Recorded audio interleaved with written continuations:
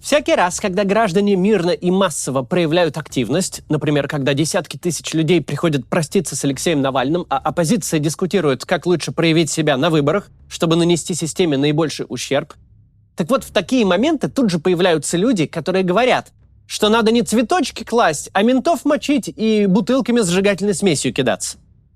Понятно, как я отношусь к этой дискуссии. Но раз уж ее вообще никак не избежать, давайте поговорим о силовом протесте, его перспективах и последствиях.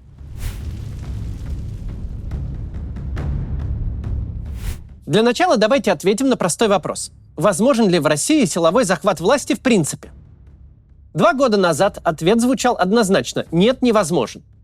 Чтобы прийти к власти на штыках, вам нужны эти самые штыки. Да, во главе Октябрьской революции стояли большевики, политические теоретики и ораторы. Но осуществляли ее революционные матросы, дезертиры из регулярной армии, взбунтовавшиеся армейские подразделения и всякого рода уголовники, взявшие в руки винтовки. Революция творилась руками людей, у которых есть оружие, которые умеют им пользоваться, которым нечего терять, а свою жизнь они ценят меньше чужой. К середине 3-го года Большой кровавой войны, Первой мировой, не было никакого дефицита в людях, которые только и ждали вождя, что укажет на цель для стрельбы. Общество с большим молодежным навесом, с избытком молодых мужчин. Общество, едва ступившее на путь индустриализации и урбанизации, но тут же угодившее в войну. Это все равно, что комната, наполненная горючим газом, который только и ждет искры. Нынешнее российское общество на то, начало прошлого века, даже и близко не похоже. 40-летние женщины, в одиночку воспитывающие ребенка и выплачивающие ипотеку, очень фиговые красногвардейцы. Не умеют они стрелять и страшатся насилия. А именно так выглядит средний гражданин России сегодня. Общество наше ценит потребление и личный комфорт. Оно выбирает приспособиться, а не рисковать. К тому же российское общество крайне атомизировано, а боевая организация – это тоже организация. В ней нужно договариваться и объединяться, чего мы в среднем не очень умеем. Понятно, что сейчас ситуация изменилась. Теперь сотни тысяч, а скорее под 1 миллион человек прошли настоящую войну, научились стрелять и убивать. Они видели смерть, прятались в окопах между трупами, выработали абсолютную толерантность к насилию. И чем дальше, тем больше теряют связь с прежней жизнью. 1 миллион озлобленных вооруженных людей, которые никому не нужны, которым нечего терять, которых государство кормило тухлятиной и посылало в мясные штурмы. 1 миллион! 1 миллион – это даже не армия, это группа армий времен Второй мировой. Среда их активно инфильтруется всеми донными отложениями общества, начиная с уголовников-рецидивистов, заканчивая беглыми папашами-алименщиками. В среде этой процветают алкоголизм и наркомания, и, хотя никакого массового возвращения с фронта пока не было, даже те немногие, кто дембельнулся, регулярно попадают в заголовки самого людоедского толка. Ветеран СВО убил, ограбил, изнасиловал или покалечил. Теперь у того, кто решит утопить страну в крови и въехать на танке в Кремль, есть свои красноармейцы. Что еще хуже, остальное общество сохранилось плюс-минус прежним. Столь же индифферентным ко всему происходящему, столь же инертным, конформным и атомизированным. Людям по-прежнему одинаково безразлично, что там с Путиным, сидит ли он в Кремле или висит на фонаре. Спустя время мятеж Пригожина кажется курьезом, авантюрой, комедией выходного дня. Но люди, у которых есть мысли о кровавой революции, Пригожинский бунт не забыли. Они держат в уме, что за одно утро можно пройти по России расстояние больше, чем преодолел вермахт в 41-м за 3 месяца. Что сделать это можно силой одной дивизии. Что никто даже не попытается тебя остановить. Что если устроить нечто подобное, то это будет не оранжевая революция, которой все так боятся, это будет попкорновая революция. Страна в полном составе усядется перед телевизорами, смотреть, кто кого поборет. Оказалось, даже не так важно, сколько у тебя вооруженных людей. Ведь точно известно, сколько встанет на защиту режима. 0. Да, Евгения Пригожина, харизматичного лидера наемников, больше нет. Но политика так устроена, что если что-то можно сделать, это будет сделано. Если что-то однажды сработало, это попробуют вновь. Слабость, явленную в июне прошлого года, не забыли. Чем дольше будет идти война, чем больше людей будет в нее вовлекаться, тем выше вероятность именно такого исхода, вооруженного переворота. И ровно потому крайне наивно полагать, что Путин закончит эту войну. Он не настолько сумасшедший, как принято думать.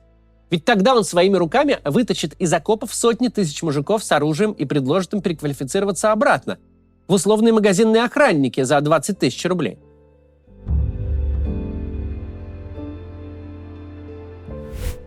Силовой вариант смены власти в России долго был нереальным, но теперь стал возможным. Проблема заключается в следующем. Нам бы, может, и хотелось увидеть теплую встречу российского начальства с теми, кого это самое начальство отправило на войну. Во всяком случае, это было бы верно с точки зрения высшей справедливости. Но мы точно не хотим жить в последствиях этой справедливости. И не хотим, чтобы наша страна в них жила. Люди, которые приедут к власти на танке, это люди не наших взглядов. Это не наша аудитория. Это убийцы. Да, они начнут с убийства других убийц, засевших в Кремле, которых никому не жалко ни единой секунды. Но на прежних убийцах новые не остановятся. Последнее, чего мы можем ждать от тех, кто возьмет власть силой и кровью, это того, что они приведут нас к прекрасной России будущего. Не будет никакого возвращения к норме. Или будет, но в лучшем случае в отложенной перспективе. Норма не вернется до тех пор, пока все эти прекрасные люди не перемочат друг друга в борьбе за власть. А это, как мы знаем по прошлому такому заходу в прошлом веке в наших широтах, может занять, например, лет 70. Этот сценарий максимально приблизит переход страны в состояние failed state с окончательным развалом всех институтов, макроэкономической катастрофой, возможно, даже голодом и резней. При развитии такого сценария страну мы обратно потом не соберем. Оцениваю ли я вероятность такой смены власти в России как очень высокую? Нет. Отчасти потому, что всякий раз это вооруженное братье показывает себя феноменально трусливой при минимальном давлении. Достаточно вспомнить, как эти взрослые мужики с автоматами позволяют с собой обращаться, как сливаются при минимальном риске. Далеко за примерами ходить не надо. Никто не пошел заступаться за Стрелкова. Боевое братство Вагнера растворилось за пару месяцев и ни слова не сказало об убийстве Пригожина. А всех Z-военкоров удалось быстро причесать и заставить цитировать Коношенкова. Такое поведение по-своему изумительно, но у него есть простое обоснование. Очевидно, вооруженные люди в массе своей непутевые. От того, что ты даешь автомат человеку, который уехал на фронт от кредитов, не нашел нормальной работы, не получил образования и барахтается в жизни как говно в проруби, от вручения оружия такому персонажу не родится смелый и инициативный воин с чувством собственного достоинства. Такой персонаж как был непутевым, так им и остается. Он боится собственной тени и любого окрика начальства. Просто теперь с автоматом. Но нам с вами не так уж и важно оценивать, насколько вероятен подобный захват власти. Потому что это не наш с вами департамент. Мы знаем, что ни у одной из здоровых сил в оппозиции нет физической возможности устроить силовой мятеж. Мы не соберем штурмовой полк из программистов Яндекса и выпускников Высшей школы экономики. Там никого не учили строить баррикады. Каждый публичный спикер, который рассуждает о сценарии вооруженного переворота, звучит не вполне адекватно. Из нашей аудитории такие же головорезы и кровавые революционеры, как из нас их полководцы. Наша аудитория активная, умная, умеет объединяться, бороться, идти на риск.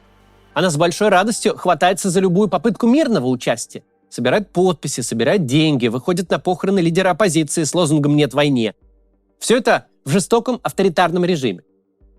С нашей аудиторией в нормальной ситуации следовало бы вот прям сию секунду сделать политическую партию и получить очень заметный кусок власти на свободных выборах.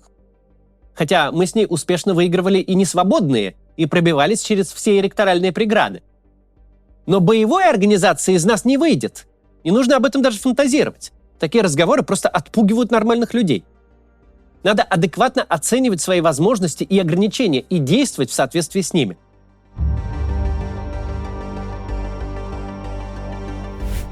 Чем же так плохи разговоры о силовом сопротивлении? Во-первых, тем, что они обесценивают любые действия, которые силовыми не являются. Если мы все дружно ждем боев с Росгвардией на Тверской, то наши очереди на сборе подписей, просветительская активность, любая поддержка политзеков и независимых СМИ – все это не имеет ни малейшего смысла. В рамках подобных разговоров имеет смысл только ожидание какого-то волшебника в голубом вертолете, который подарит нам армию для свержения Путина. Нет смысла расширять круг сторонников, нет смысла демонстрировать элитам всю ущербность режима, который они поддерживают и охраняют. Ведь когда волшебник к нам прилетит, все решится само собой. Какой тут полдень против Путина? Какое протестное консолидированное голосование? Зачем вообще пытаться раскачать ситуацию и скинуть плохих людей, если есть опция дождаться, пока придут хорошие и перебьют их? А нам вручат судейские мантии, и мы будем Такие, судить всех неправильных людей, оставшихся потом. Я не говорю тут про тех, кто нарочно под каждую успешную протестную акцию приходит с традиционным нытьем, дескать, да что могут эти тонкокосные хипстеры, вот взяли бы в руки автоматы, был бы другой разговор, или коктейли Молотов. Где эти советчики получают зарплату и для чего пытаются нас высмеять и демотивировать, мы знаем. Я говорю про тех, кто поддался спасительной иллюзии и пытается заразить ею всех вокруг. Про искренних людей, которые такое пишут. Ну а во-вторых, разговоры о силовом сопротивлении плохи следующим. Даже если представить, что такой вариант вероятен, что у здоровых сил откуда-то материализуются ресурсы скинуть путинскую шоблу насильственным путем, результат такого сценария точно так же не будет для нас хорошим. Почему? Давайте посмотрим на другом примере. Когда Владимир Путин только пришел к власти, в воздухе витала идея о приватизационном налоге. Все прекрасно понимали, что приватизация больших советских активов прошла сомнительным образом. Тогда возникла мысль, мол, почему бы не легитимизировать приобретение этой собственности? Пусть те, кто приобрел, заплатят за нее реальные деньги. И мысль эта исходила от тех самых олигархов, которые собственность эту получили. Потому что права собственности сильно зависят от того, как ты эту собственность получил. Если по беспределу, и все об этом знают, то отобрать ее можно с легкостью тем же путем. Владимир Путин все эти инициативы зарубил на корню, потому что никакой легитимной собственности быть не должно. Каждый человек с ресурсом должен понимать, что то, чем он якобы владеет, на деле ему не принадлежит и находится в его руках, только пока у Путина хорошее настроение. Так вот здесь то же самое. Имеет значение, на каком основании вы захватили власть. Если вы захватили власть путем кровавого переворота, то только на этом она и держится. Мы знаем страны, попадавшие в петлю бесконечных переворотов, когда вопрос власти решался исключительно силой. Не в современной Европе, конечно, но в Африке, Латинской Америке и Центральной Азии таких примеров масса. Но гораздо меньше примеров того, как насильственная революция на первом же цикле переродилась в какое-то устойчивое государственное образование. Примеры такие есть. Есть Соединенные Штаты, рожденные в кровавой революции, но это скорее исключение, чем правило. Гораздо чаще власть, взятая силой, не обрастает устойчивыми институтами, а привлекает других людей, желающих себя попробовать. И они уже берут власть силой. И так по кругу. Совершенно неверно в данном случае сравнивать ситуацию в России с Евромайданом 2014 года в Украине. Да, там люди не побежали от Беркута в разные стороны, а ответили насилием на насилие. Но власть сменилась не поэтому. Власть сменилась потому, что революцию поддержал легитимный парламент, который в рамках своих полномочий отстранил Януковича от власти и назначил новые выборы. Никакой лидер протеста не въехал в офис на Банковой на танке. То, что российская пропаганда пытается представить государственным переворотом, на деле было расколом элит под влиянием протеста. Мы не находимся в похожей ситуации. Но у нас те же задачи – совершать гражданские действия. В момент слабости режима, который может наступить в любое время, наши действия должны подтолкнуть элиты к осознанию, что с этим дедушкой в одной лодке они не выгребут. В нашем случае для донесения этой нехитрой мысли брутальные действия пойдут скорее во вред, чем на пользу. В нашем случае гораздо эффективнее не запугивать кого-то до икоты, скрепляя их вокруг Путина, а быть агентами нормы, показывать, что норма существует, что возврат к ней возможен. Да, сегодня в России существует некоторая маргинальная доля людей, для которых хороший оппонент – это мертвый оппонент, которые творят насилие и упиваются им. К этому маргинальному меньшинству принадлежит и Путин со своей свитой. Но нам-то союзников искать надо же не в них, а в тех, для кого насилие не норма, кто насилие пугается и избегает. Искать надо среди граждан и среди элит. Предлагать всем выбирать между теми, кто травит своих оппонентов боевыми ядами, и теми, кто коктейли Молотова кидает направо и налево, плохая идея. Люди по всем этажам социальной пирамиды с таким выбором, скорее всего, поведут себя, как повели 24 июня во время мятежа Пригожина. Возьмут большое ведро попкорна и дадут обеим странам, которые вполне друг друга стоят, насладиться смертоубийством. Очень значимая доля людей, в том числе те, от кого многое зависит, скажут: «Ну этого упыря и убийцу мы хотя бы знаем, как-то при нем пока выжили. А вот эти какие-то новенькие. Давайте не будем экспериментировать, меняя привычное мыло на шило, которое неизвестно еще куда нам засунут». Вот и получается, что в текущей ситуации, именно в текущей, ведь она может измениться в любой момент, сейчас у силового протеста с нашего фланга нет ни ресурсов, ни достижимых целей. А что совсем плохо, нет желаемого образа будущего, которое должно после такого протеста наступить. Бессмысленно сравнивать гражданские действия, которые мы делать можем, с теми, которые нам не под силу. По одной простой причине. Вторые нам не под силу. Так что давайте продолжать заниматься первыми. Не нужно недооценивать ни себя, ни российское общество. У нас достаточно ресурсов, чтобы быть агентами нормы и убеждать других, что норма — это хорошо, а безумные смертоубийства в соседней стране — плохо. Если мы будем последовательны и настойчивы в этих позициях, если мы будем доносить их до наших сограждан в доброжелательном и уважительном ключе, вот тогда наша прекрасная Россия будущего имеет шанс состояться при нашей жизни. До завтра.